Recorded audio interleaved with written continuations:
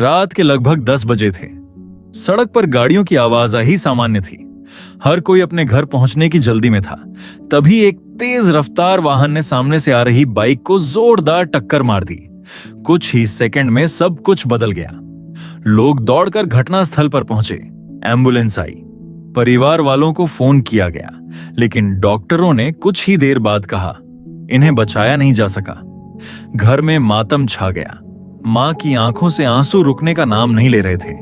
पिता बार बार यही कह रहे थे, अभी तो सुबह ही घर से हंसते हुए निकला था। लेकिन उस समय एक और सवाल था जो किसी के मन में नहीं था। उस व्यक्ति की आत्मा के साथ उस क्षण क्या हुआ? क्या उसे तुरंत समझ में आ गया कि उसकी मृत्यु हो चुकी है? क्या वह अपने शरीर को देख रही थी? क्या वह अपने परिवार की पुकार सुन रही थी? या फिर कोई अदृश्य शक्ति उसे अपने साथ ले जा चुकी थी?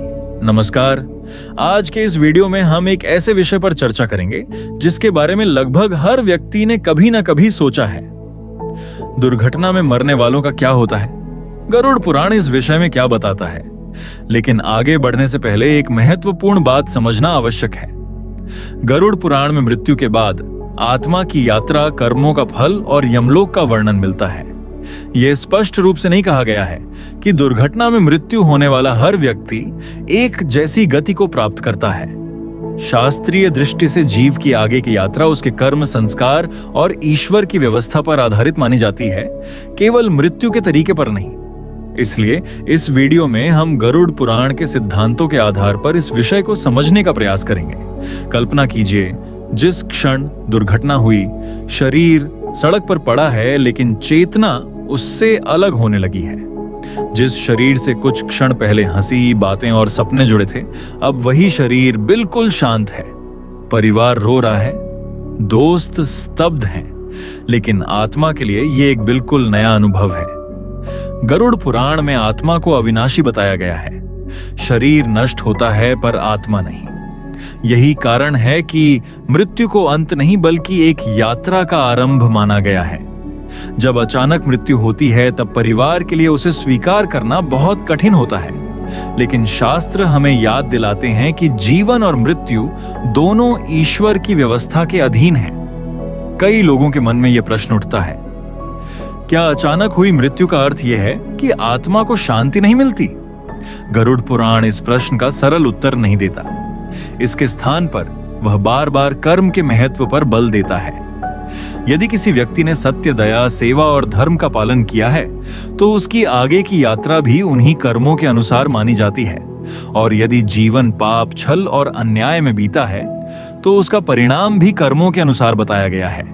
यही कारण है कि शास्त्र मृत्यु के कारण से अधिक जीवन के आचरण पर ध्यान देने की शिक्षा देते हैं। सोचिए, हम अपने भविष्य के लिए योजनाएं बनाते हैं। कल क्या करेंगे, अगले महीने कहां जाएंगे, कुछ वर्षों बाद क्या बनेंगे, लेकिन क्या किसी को पता है कि अगला क्षण कैसा होगा? दुर्घटनाएं हमें यही याद दिलाती हैं कि जीवन अनिश्चित है। इसीलिए भारतीय शास्त्र बार बार कहते हैं, हर दिन ऐसा जियो कि यदि आज ही अंतिम दिन हो तो कोई पछतावा न रहे। शायद इसी कारण संत महात्मा हमेशा कहते हैं, धन, पद और प्रसिद्धि यहीं रह जाती है, जो साथ जाता है वह है मनुष्य का कर्म। तो क्या दुर्घटना में मृत्यु होने के बाद आत्मा तुरंत अपनी अगली यात्रा पर निकल जाती है? क्या उसे अपने परिवार से बिछड़ने का दुख होता है? क्या यमदूत तुरंत आते हैं या आत्मा कुछ समय तक अपने प्रियजनों के आसपास रहती है? इन्हीं प्रश्नों का उत्तर हम अगले भाग में गरुड़ पुराण के सिद्धांतों के आधार पर विस्तार से समझेंगे। इसलिए वीडियो को अंत तक अवश्य देखें, क्योंकि आगे की जानकारी इस पूरे विषय को समझने की कुंजी है। अब प्रश्न उठता है, जब दुर्घटना में अचानक मृत्यु होती है तब आत्मा के साथ सबसे पहले क्या होता है? गरुड़ पुराण के अनुसार मृत्यु के क्षण में आत्मा शरीर का त्याग करती है और अपनी आगे की यात्रा प्रारंभ करती है। शरीर पंच तत्व में विलीन होने लगता है, लेकिन आत्मा अपने कर्मों के अनुसार आगे बढ़ती है। यही कारण है कि हिंदू दर्शन में शरीर को नश्वर और आत्मा को सनातन माना गया है। कई लोग मानते हैं कि अचानक मृत्यु होने पर आत्मा हमेशा भटकती रहती है, लेकिन गरुड़ पुराण ऐसा सामान्य नियम नहीं बताता। शास्त्र में आत्मा की गति का आधार उसके कर्म, ईश्वर की व्यवस्था और आगे की यात्रा का विधान बताया गया है। इसलिए यह कहना कि दुर्घटना में मरने वाला हर व्यक्ति प्रेत बन जाता है, गरुड़ पुराण का प्रत्यक्ष कथन नहीं है। गरुड़ पुराण में वर्णन मिलता है कि मृत्यु के बाद जीव अपनी सूक्ष्म यात्रा आरंभ करता है। इस दौरान उसे अपने जीवन के कर्मों का सामना करना पड़ता है। मनुष्य ने जैसा जीवन जिया है वही उसके आगे के मार्ग को प्रभावित करता है। यही कारण है कि संत महात्मा बार बार कहते हैं, मृत्यु से मत डरो, बुरे कर्मों से डरो। अब एक और प्रश्न, क्या आत्मा अपने परिवार को देख सकती है? गरुड़ पुराण में मृत्यु के बाद की यात्रा का विस्तृत वर्णन मिलता है और कई परंपराओं में यह माना जाता है कि आत्मा अपने प्रियजनों के प्रति आकर्षण अनुभव कर सकती है। हालांकि इस विषय के अलग अलग धार्मिक ग्रंथों और परंपराओं में अलग अलग विवरण भी मिलते हैं, इसलिए इसे निश्चित नियम के रूप में नहीं बल्कि शास्त्रीय परंपरा के एक दृष्टिकोण के रूप में समझना चाहिए। जब परिवार रोता है, अंतिम संस्कार की तैयारी होती है और सभी अपने प्रियजन को अंतिम विदाई देते हैं, तब यह दृश्य अत्यंत भावुक होता है। इसी कारण भारतीय संस्कृति में मृतक के प्रति सम्मान, प्रार्थना और धार्मिक संस्कारों को महत्वपूर्ण माना गया है। लेकिन गरुड़ पुराण एक और महत्वपूर्ण शिक्षा देता है। वह यह कि मृत्यु के बाद आत्मा अपने साथ धन, संपत्ति, पद या प्रसिद्ध नहीं ले जाती। जो साथ जाता है वह है उसके कर्म। यदि किसी ने जीवन भर सत्य का पालन किया, दूसरों की सहायता की, माता पिता का सम्मान किया, ईश्वर का स्मरण किया और धर्म के मार्ग पर चलने का प्रयास किया, तो यही उसके सबसे बड़े साथी माने गए हैं। और यदि किसी ने छल, अन्याय, लोभ और दूसरों को कष्ट पहुंचाकर जीवन बिताया, तो उन्हीं कर्मों का फल भी उसे आगे प्राप्त होता है। इसलिए दुर्घटना में मृत्यु होना अपने आप में किसी की अंतिम गति का निर्णय नहीं करता। गरुड़ पुराण का संदेश स्पष्ट है, ईश्वर का न्याय मृत्यु के प्रकार से नहीं, कर्मों से जुड़ा है। यही शिक्षा इस ग्रंथ को केवल मृत्यु का वर्णन करने वाला नहीं बल्कि जीवन को सही दिशा देने वाला ग्रंथ बनाती है। अब एक और रहस्य सामने आता है। यदि आत्मा की आगे की यात्रा कर्मों के अनुसार होती है, तो उस यात्रा में यमदूतों की क्या भूमिका होती है? क्या हर व्यक्ति के पास यमदूत आते हैं? क्या पुण्य आत्माओं और पापियों के साथ एक जैसा व्यवहार होता है? और गरुड़ पुराण इस विषय में क्या कहता है? इन सभी प्रश्नों के उत्तर हम अगले भाग में विस्तार से जानेंगे, जहां हम यमदूतों, कर्मों के लेखे जोखे और आत्मा की आगे की यात्रा का वर्णन समझेंगे। अब तक आपने जाना कि गरुड़ पुराण के अनुसार मृत्यु के बाद आत्मा शरीर छोड़ देती है और उसकी आगे की यात्रा उसके कर्मों के अनुसार मानी जाती है, न कि केवल मृत्यु के कारण के आधार पर। अब सबसे बड़ा प्रश्न सामने आता है, क्या दुर्घटना में मृत्यु होने पर यमदूत तुरंत आ जाते हैं? गरुड़ पुराण में यमदूतों का वर्णन भगवान यमराज के दूतों के रूप में मिलता है। उनका कार्य जीव को उसके कर्मों के अनुसार आगे की यात्रा की ओर ले जाना बताया गया है। लेकिन ग्रंथ यह नहीं कहता कि हर व्यक्ति के साथ उनका व्यवहार एक जैसा होता है। शास्त्रों में वर्णन मिलता है कि जिसने जीवन धर्म, सत्य, दया और ईश्वर भक्ति में बिताया हो, उसकी यात्रा अपेक्षाकृत शांत और सहज मानी गई है। वहीं जिसने छल, हिंसा, अत्याचार और अधर्म का मार्ग अपनाया हो, उसके लिए यह यात्रा कठिन बताई गई है।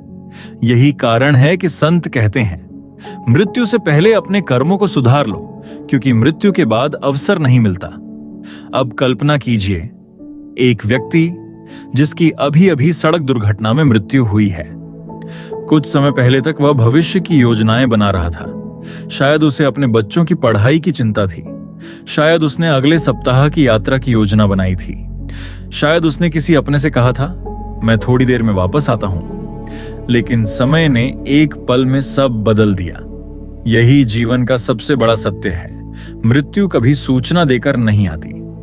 गरुड़ पुराण बार बार यही संदेश देता है कि मनुष्य को हर दिन ऐसे कर्म करने चाहिए कि यदि आज ही जीवन समाप्त हो जाए तो उसे अपने कर्मों पर पछतावा ना हो।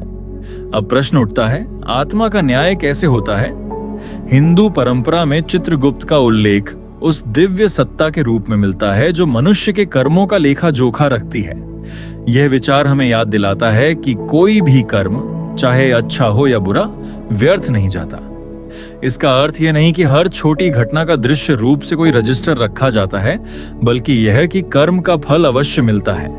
यदि किसी ने भूखे को भोजन कराया, किसी असहाय की सहायता की, अपने माता पिता की सेवा की, सत्य और ईमानदारी से जीवन जिया, तो ये सभी पुण्य कर्म उसकी आध्यात्मिक यात्रा में सहायक माने गए हैं। वहीं यदि किसी ने दूसरों का हक छीना, झूठ बोलकर लोगों को कष्ट दिया, निर्दोषों पर अत्याचार किया या लोभ और अहंकार में जीवन बिताया, तो शास्त्रों के अनुसार ऐसे कर्मों का फल भी अवश्य मिलता है। यही गरुड़ पुराण का सबसे बड़ा संदेश है। मृत्यु का कारण नहीं, जीवन का चरित्र महत्वपूर्ण है। दुर्घटना में मृत्यु होने से न कोई अपने आप स्वर्ग चला जाता है और न ही केवल दुर्घटना के कारण किसी को दंड मिलता है। शास्त्रीय दृष्टि से निर्णायक तत्व है कर्म। इसलिए जब हम किसी दुर्घटना की खबर सुनते हैं तो केवल दुख व्यक्त करना ही पर्याप्त नहीं है। हमें यह भी सोचना चाहिए, यदि आज जीवन का अंतिम दिन हो तो क्या हमने अपने माता पिता का सम्मान किया? क्या हमने किसी का दिल दुखाया? क्या हमने किसी का अधिकार छीना? क्या हमने ईश्वर का स्मरण किया? गरुड़ पुराण हमें डराने के लिए नहीं, बल्कि जगाने के लिए है। यह हमें याद दिलाता है कि जीवन बहुत छोटा है, लेकिन कर्मों का प्रभाव बहुत बड़ा है। अब एक अंतिम और महत्वपूर्ण प्रश्न बाकी है। क्या दुर्घटना में मरने वाले व्यक्ति के लिए परिवार की प्रार्थना, अंतिम संस्कार, श्राद्ध और पुण्य कर्मों का कोई महत्व है? क्या जीवित लोगों के सत्कर्म दिवंगत आत्मा के लिए आध्यात्मिक रूप से महत्वपूर्ण माने जाते हैं? और इस पूरे विषय से हमें अपने जीवन के लिए क्या सबसे बड़ी सीख मिलती है? यदि आपने इस वीडियो को यहाँ तक देखा है तो अब तक आप समझ चुके होंगे कि गरुड़ पुराण के अनुसार दुर्घटना में मृत्यु होने से किसी व्यक्ति की अंतिम गति अपने आप तय नहीं हो जाती। शास्त्रीय दृष्टि से उसकी आगे की यात्रा उसके कर्म, संस्कार और ईश्वर की व्यवस्था पर आधारित मानी जाती है। लेकिन अब एक बहुत महत्वपूर्ण प्रश्न बचता है। जब कोई अपना अचानक दुर्घटना में इस संसार को छोड़ देता है, तब उसके परिवार को क्या करना चाहिए? ऐसे समय में दुख, शोक और असहायता स्वाभाविक है। किसी प्रियजन को अचानक खो देना जीवन के सबसे कठिन अनुभवों में से एक है। भारतीय सनातन परंपरा में इसी कारण अंतिम संस्कार, श्रद्धांजलि, प्रार्थना, श्राद्ध और पिंडदान जैसे धार्मिक कर्मों का विशेष महत्व माना गया है। इनका उद्देश्य केवल परंपरा निभाना नहीं, बल्कि दिवंगत आत्मा के प्रति सम्मान प्रकट करना, ईश्वर से प्रार्थना करना और परिवार को मानसिक एवं आध्यात्मिक संबल देना भी है। गरुड़ पुराण में मृत्यु के बाद किए जाने वाले संस्कारों का वर्णन मिलता है। परंपरा यह मानती है कि श्रद्धा और सद्भाव से किए गए धार्मिक कर्म दिवंगत के प्रति सम्मान का माध्यम है और जीवित लोगों को भी धर्ममय जीवन की प्रेरणा देते हैं।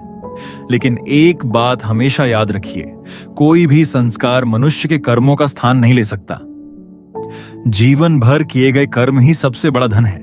यदि किसी व्यक्ति ने दूसरों की सहायता की, गरीबों की सेवा की, माता पिता का सम्मान किया, सत्य और ईमानदारी का पालन किया और भगवान का स्मरण करते हुए जीवन जिया, तो यही उसके वास्तविक साथी हैं। धन, मकान, गाड़ी, पद, प्रसिद्ध, इनमें से कोई भी मृत्यु के बाद साथ नहीं जाता। इसीलिए गरुड़ पुराण बार बार मनुष्य को चेतावनी नहीं बल्कि जागृति का संदेश देता है। सोचिए, जिस व्यक्ति की दुर्घटना में मृत्यु हुई, उसने भी शायद कभी नहीं सोचा होगा कि आज का दिन उसका अंतिम दिन होगा। वह भी भविष्य की योजनाएं बना रहा होगा, परिवार के साथ समय बिताने का सोच रहा होगा, कुछ सपने पूरे करने की इच्छा होगी, लेकिन समय ने एक पल में सब बदल दिया। यही जीवन की सबसे बड़ी सच्चाई है। मृत्यु निश्चित है, लेकिन उसका समय निश्चित नहीं। इसलिए प्रश्न यह नहीं होना चाहिए कि हमारी मृत्यु कैसे होगी, बल्कि यह होना चाहिए, हम अपना जीवन कैसे जी रहे हैं? क्या हम किसी का दिल दुखा रहे हैं? क्या हम किसी का अधिकार छीन रहे हैं? क्या हम अपने माता पिता का सम्मान कर रहे हैं? क्या हम दूसरों के लिए करुणा और दया रखते हैं? क्या हम अपने कर्मों के प्रति ईमानदार हैं? गरुड़ पुराण का सबसे बड़ा संदेश यही है, अच्छे कर्म ही मृत्यु के बाद भी मनुष्य के साथ चलते हैं। यदि यह वीडियो देखकर आपके मन में मृत्यु का भय नहीं बल्कि जीवन को बेहतर बनाने की प्रेरणा जागी है, तो समझिए कि इस चर्चा का उद्देश्य पूरा हुआ। आज से एक संकल्प लीजिए, हर दिन ऐसा जीवन जिए कि यदि ईश्वर कभी भी बुलाए तो आपके मन में यह संतोष हो कि आपने यथासंभव सत्य, दया और धर्म के मार्ग पर चलने का प्रयास किया। इसी में मनुष्य जीवन की सबसे बड़ी सफलता है। यदि आपको यह जानकारी उपयोगी लगी हो तो वीडियो को लाइक करें, अपने परिवार और मित्रों के साथ शेयर करें और ऐसे ही सनातन धर्म, गरुड़ पुराण और आध्यात्मिक विषयों पर आधारित वीडियो देखने के लिए हमारे चैनल को सब्सक्राइब करना ना भूलें।